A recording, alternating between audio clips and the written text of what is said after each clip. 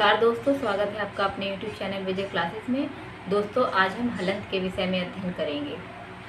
देखिए दोस्तों, हलंत एक चिन्ह है जो कि हिंदी भाषा में प्रयोग होता है। हिंदी, संस्कृत, नेपाली, मराठी आदि भाषाओं में इसका प्रयोग होता है।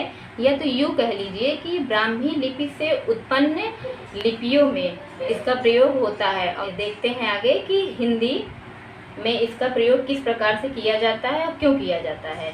तो सबसे पहले ये जान लें कि इसका प्रयोग हम करते क्यों हैं। तो इसका प्रयोग मैं आपको लिख करके दिखाती हूँ। तो सबसे पहले मैं यहाँ पे लिखती हूँ, देखिए, जहाँ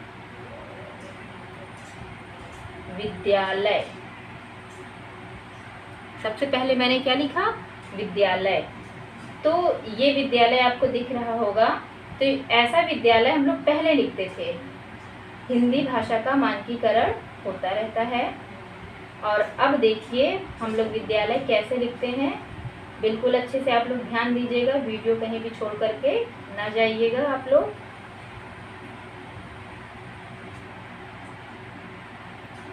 तो ये मैंने लिख दिया आपका विद्यालय।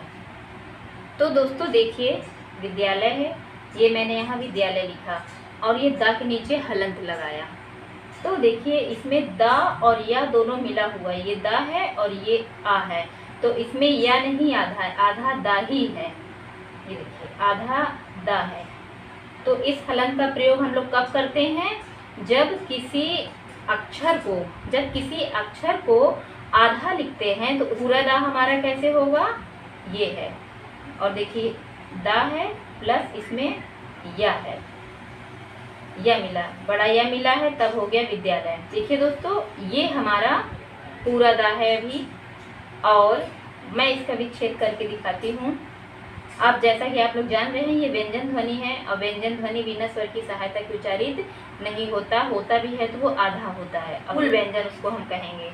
अब मैं इसको दिखाती हूँ आपको, ये कैसे बना है। ये हो गया आधा दा, ये आपका आ, मैं इधर लिख देती हूँ बराबर दा। के माध्यम से आपको समझ में आ रहा होगा कि हलंत का प्रयोग हम कब करते हैं। जब हम किसी वर्ण को आधा लिखते हैं तो उसमें हलंत का प्रयोग करते हैं। जैसे यहाँ पर विद्यालय लिखा हुआ है इस तरह, लेकिन ये विद्यालय, अब इस प्रकार से विद्यालय हम लोग नहीं लिखते हैं। ऐसा विद्यालय लिख करके आता है। आप कोई भी गवर्नमेंट कागज़ देख लीजिए या तो NCERT की बुक देख लीजिए, तो उसमें आपको ऐसा ही विद्यालय लिखा दिखाया जाएगा। तो जब किसी भी अक्षर को हमें आधा करना हो तो इस हलंत का प्रयोग उसमें होता है, हलंत। तो दोस्तों ये आपको स्पष्ट हो गया होगा। मैं और भी तरीके से मैं ये मात्रा इरेज कर देती हूँ, नहीं तो हो सकता है आप कंफ्यूज हो जाएं। देखिए दोस्तों, इसमें द और या इसमें मिला हुआ। द आपका आधा है और या आपका पूरा है। तो ये आपका क्या है, स्वर रहित है और ये स्वर सहित है। और भी माध्यम से इसको समझते हैं, लेकिन पहले लें कि हलंत आपका किसमें प्रयोग होता है। हलंत का प्रयोग व्यंजन ध्वनियों में होता है। हलंत का प्रयोग व्यंजन ध्वनियों में होता है। क्यों होता है सिर्फ व्यंजन ध्वनियों में, क्योंकि स्वर का खंड बिल्कुल भी नहीं हो सकता है और व्यंजन ध्वनियों का खंड हो सकता है, क्योंकि व्यंजन ध्वनियाँ स्वर सहित हैं। अब मैं इसके और भी उदाहरण के माध्यम से समझाती हूँ आपको। हलंत का प्रयोग व्यंजन ध्वनियों में होता है, जैसे कि अब आप लिखेंगे पद्मा, सद्विचार, पद्मा, पट्टी, बुढ़ा, खाद्य, सद्विचार। देखिए इसमें भी पद्मा में द जल्दी से बोला जा रहा है, इसके अंदर स्वर नहीं है, स्वर निकला हुआ है। तो ये स्वर है आपका, और स्वर आपके सभी व्यंजनों में लगा हुआ है। मूल व्यंजन है, ये ऐसे रहेगा मूल व्यंजन। देखिए कैसे लिखा जाता है, मैं आपको दिखा दे रही हूँ। मूल व्यंजन क, ख, दोस्तों देखिए, मूल व्यंजन ऐसे रहेगा। मूल व्यंजन आपका स्वर रहित रहता है। अब इसमें स्वर मिला देते हैं तो आपका ये बन जाता है पूरा का। इसमें देखिए स्वर मैं प्लस करके दिखा रही हूँ। प्लस आ, प्लस आ, प्लस आ, प्लस आ। अब देखिए कैसे बनेगा। क, ख, ग, घ।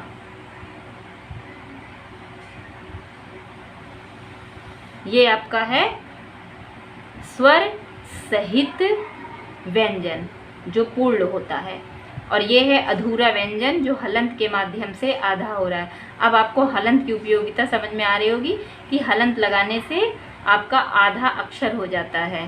देखिए इसकी ज़रूरत हमें कब पड़ती है, जब किसी भी शब्द में बीच के किसी अक्षर को आधा लिखना हो तो इसकी ज़रूरत पड़ती है। लेकिन अगर का को लिखना है तो का हम आधा लिख सकते हैं। पक्का लिखना है, ये देखिए लिख गया पक्का, कच्चा, चा भी लिख गया। यहाँ पर आधा का लिख करके हम लोग अपने शब्द को पूरा कर ले रहे हैं। लेकिन देखिए कुछ ऐसे अक्षर होते हैं जो आपस में नहीं जुड़ पाती, वो आपस में जोड़ने में असुविधा होती, दो वर्णों को आपस में जोड़ने में असुविधा होती है। तो ऐसे वर्णों के बीच में अपना शब्द पूरा करने के लिए हमें हलंत की आवश्यकता होती है, हलंत की ज़रूरत होती है, हलंत लगाना पड़ता है। तो इसलिए इस हिसाब से आप लोग ध्यान रखिएगा कि जो खड़ी लाइन वाले अक्षर हैं उसमें हलंत की आवश्यकता नहीं पड़ती है, आधा लिख सकते हैं। लेकिन कुछ ऐसी ध्वनियां हैं जिनमें खड़ी रेखा नहीं पाई जाती, खड़ी रेखा नहीं पाई जाती, इसलिए उसमें हलंत की आवश्यकता होती है। और वो हमारे शब्द हैं ट, ठ। इन अक्षरों को लिखने के लिए हलंत की आवश्यकता पड़ती है। तो देखिए ये खड़ी पाई के शब्द नहीं है, इतना ध्यान रखिएगा। इसमें दो ही चीज़ ध्यान रखना है, जितने खड़ी पाई वाली है उसको हम आधा लिख सकते हैं, आधा लिख सकते हैं।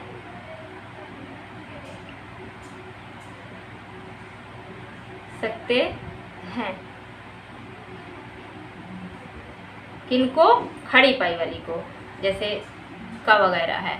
लेकिन जो खड़ी पाई वाले नहीं है उसमें किसकी ज़रूरत पड़ती है? हमें हलंत की ज़रूरत पड़ती है।